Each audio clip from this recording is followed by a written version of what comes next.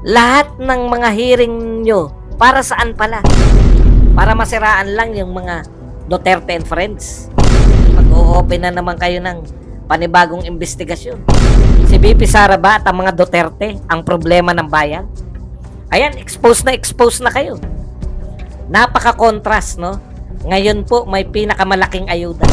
Naghahagis ng pagkain yung mga nasa third floor. Nagjajambulan yung mga nasa babang nakalubog. Asan yung ayuda? Super Pinas TV. Super Pinas TV. Storm was all over Luzon. Saan mo ako gustong ilagay doon? Sa inyo? Sa Bicol? Sa bahay ninyo? Sa Naga? O dito ako sa Parañaque? May baha rin eh. So wherever you, hindi na kailangan ako mag-order ng at mag-order ka pa on the day. You are presuming that I should be giving orders on the day of the storm. That is stupid. Tama. That is why you cannot become a president, really. Mahina ka eh. Wala ka nang ibigay ang order kasi ang order na ibigay na 2 or 3 days. You do not give orders on the day of the war. Tama. Sir, former Vice President Leder Bread was asking for help, in particular yung mga rubber boats. How soon? Yeah, as soon as we can get in. As soon as makapasok kami. We will be doing that, and we are now beginning to marshal our assets, like for example rubber boats hanggang Mindanao. Kukunin na muna namin at dadali namin dito sa area na pangangailangan. We just got that report from Kamsur that half the province is underwater because they live in that the basin. Napakalayo ng diferensya sa totoo lang, mga lords. Tama yung sabi ni Tatay Digong na hindi ka pwedeng mag-command on the day of bagyo. Bagyo na. Tsaka ka pa magbibigay ng command. Tsaka ka pa magbibigay ng instruction. Oh my God. Dapat alam na. Diba? Alam na ng mga LGUs. Alam na kung saang lugar na yon may bagyo. Alam na ang gagawin. And, diba, narinig nyo ba yun, mga lords? Yung mga rubber boats, pati sa Mindanao, kukunin na. Diba? Para i-ano lang doon sa, parang, sa laki-laking budget at bilyon-bilyong budget na pinamimigay nyo sa ayuda. Wala po bang budget for rubber boats per lugar? Ha? Yan pinagtataka ko. Bakit hintayin mo pang kukunin yung mga rubber boats sa Mindanao? It takes time. Bagyo na po.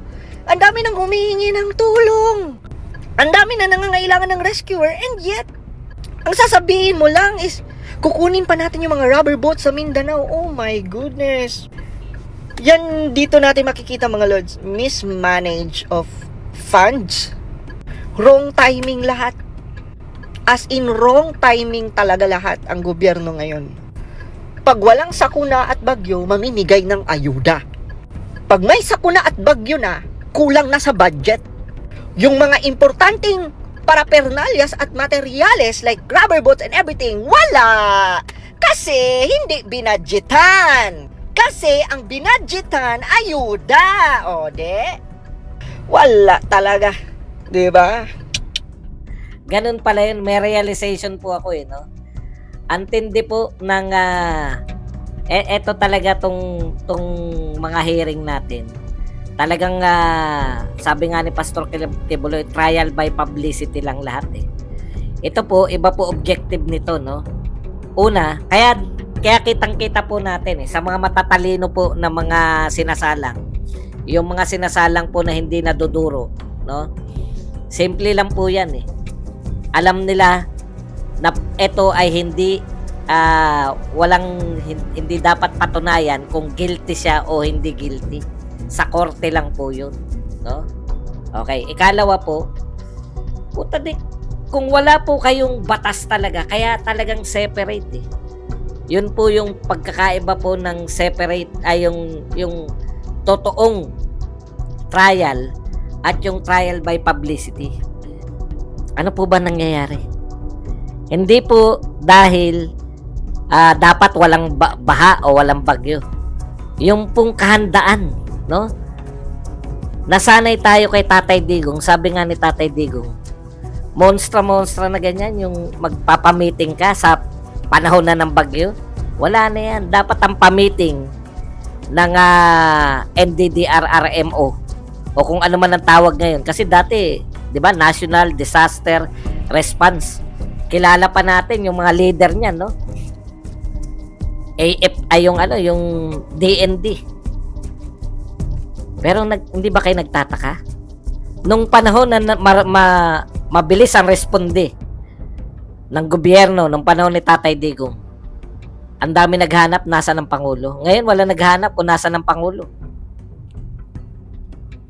Naroon sa nasa press eh. Paano mo hanapin? Nagmo-monster nga eh. Ang calamity response po, 2 to 3 days, handa ka na dapat. Hindi yung ang calamity response, imi-meeting mo lang, binabaha na yung Bicol, tsaka ka magmi-meeting.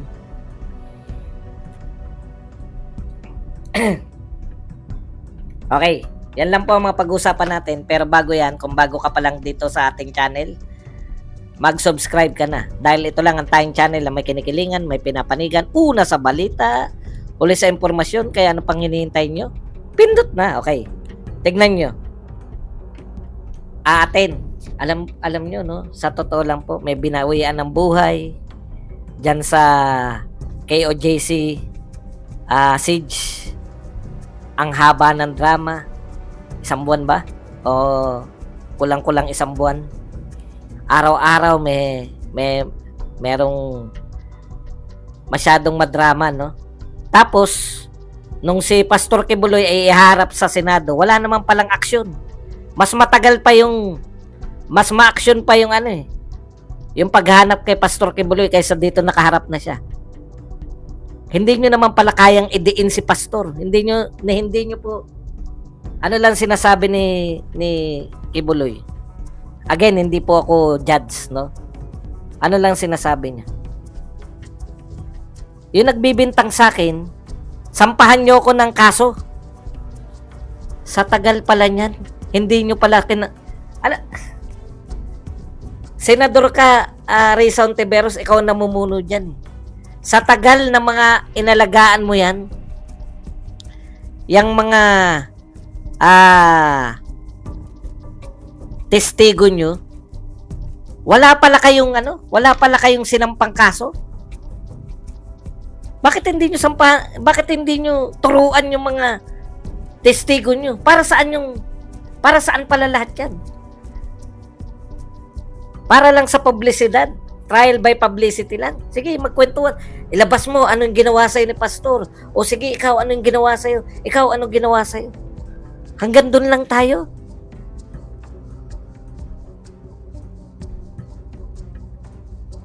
Para saan pala? Doon ako nagtataka ngayon eh. Lahat ng mga hearing nyo, para saan pala? Para masiraan lang yung mga Duterte and friends. Ngayon, mag-o-open na naman kayo ng panibagong investigasyon.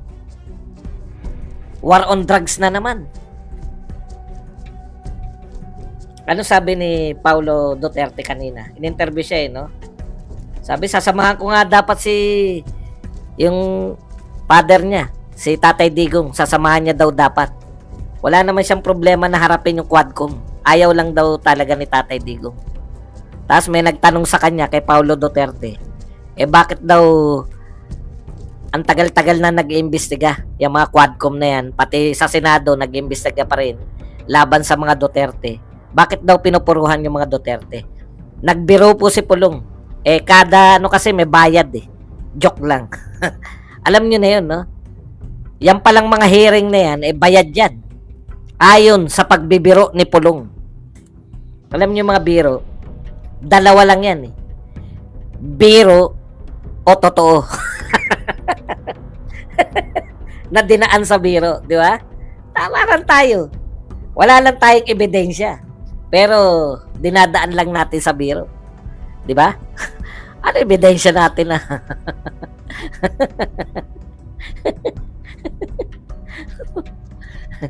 Kaya pala gustong-gusto nila, may bayad daw. Biro lang. Ayan. Pag walang ebidensya, daanin lang sa biro, di ba? Sino magsasabi na Sino magsasabi na bangag ako? 'Di ba? 7 out of 10.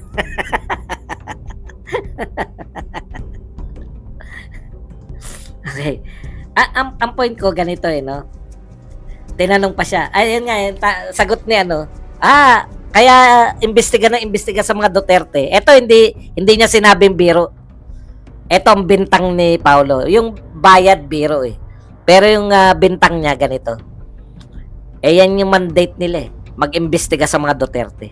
Nakakahiya, no? Ang daming problema ng Pilipinas.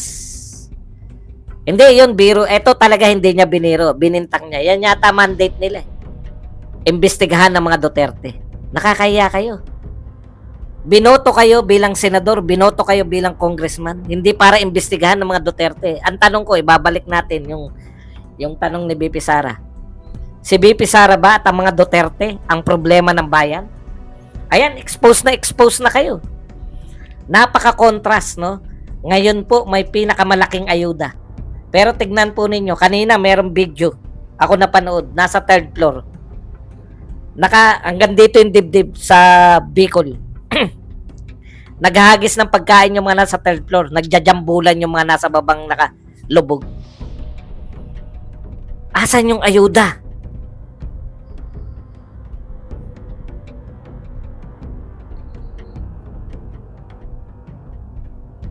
Alam nyo kahapon, busy sila. Nakatunga nga kay BP Sara. Busy sa investigasyon kay Delima. Putya, lubog na yung Bicol. Lulubog, alam nila, malakas tong Nagdeklara nga silang walang pasok. Pero ano ang nakita nyo kahapon bilang paghanda? Naghanda ba? Hindi. Walang puknat sa Walang puknat sa atake sa Duterte. Instead na tapusin muna natin to yung mga Senate hearing tsaka in-expose lang po ni Pastor Kibuloy na pwede namang hindi na sa totoo lang kung gustong makakuha ng katarungan. Again, hindi po ako judge, no? Pero yung mga sinasabi niyong witness na biktima di umano ni Kibuloy, kung totoong sila ay biktima, lumapit sa inyo bilang senador, natuklasan nyo na grabe pala. Ang tagal na po nilang hawak yan, hindi ba? Bakit hindi nyo po pala sila?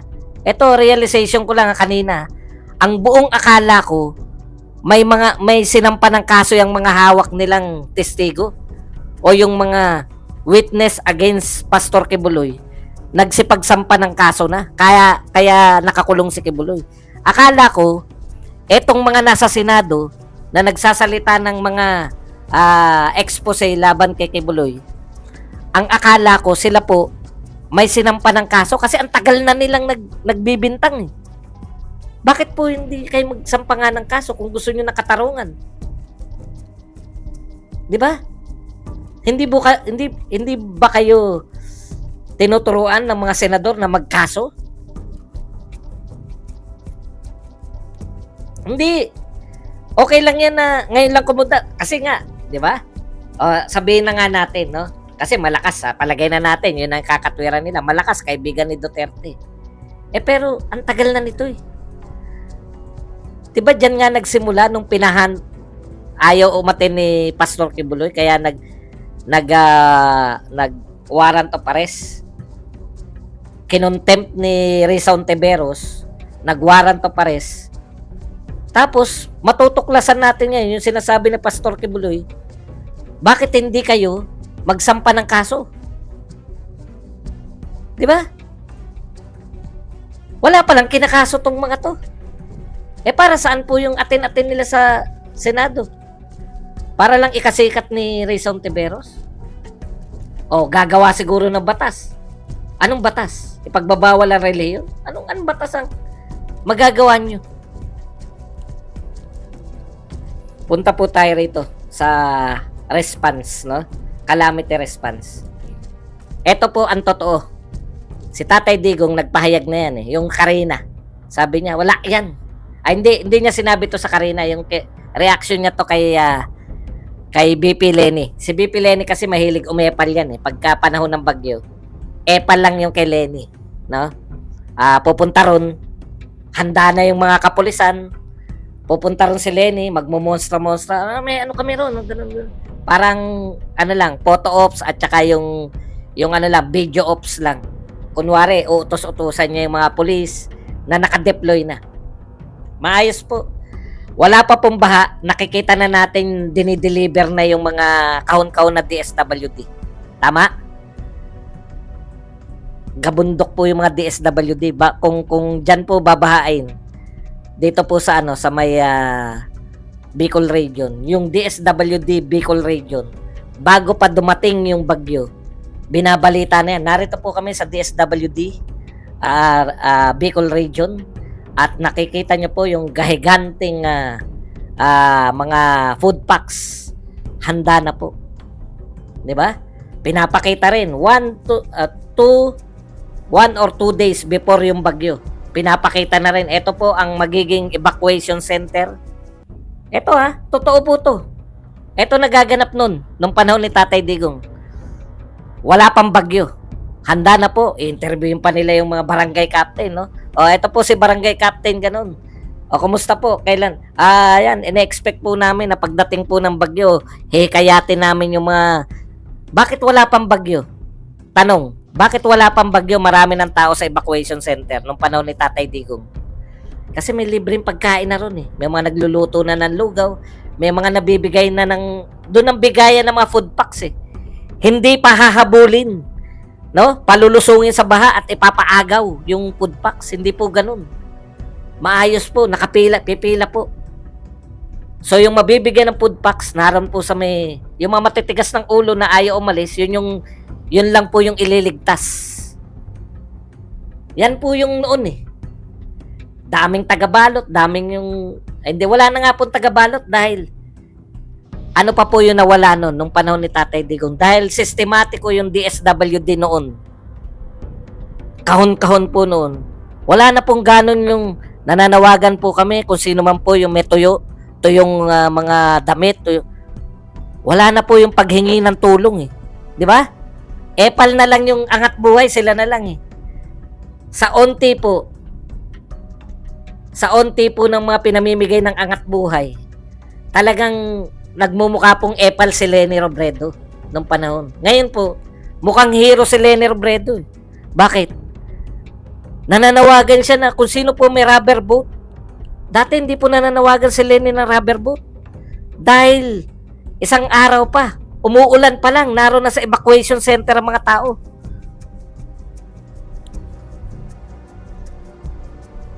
Maliwanag po yung alam na, may nakita po ba kayo? Ang gaganda ng di ba? Nung panahon ni Tatay Digong, yung pong mga parang hawla ng mga bahay na kanya-kanya. Kasi dati, sama-sama lang eh. Pero nung panahon na ni Tatay Digong, iba na eh. May mga nakabox na yung per pamilya, isang box. Systematic. Ngayon po, wala akong nakitang ganun. Evacuation center na pinakita ng media. Kakampi nila yung media na yan. Imposibleng hindi magpakita. Hindi po ako nangangantsaw sa kabila po ng mga baha. Hindi po. Namimiss lang natin yung nakita natin kay Tatay Digong. Ngayon, syempre, nakatutok yung video.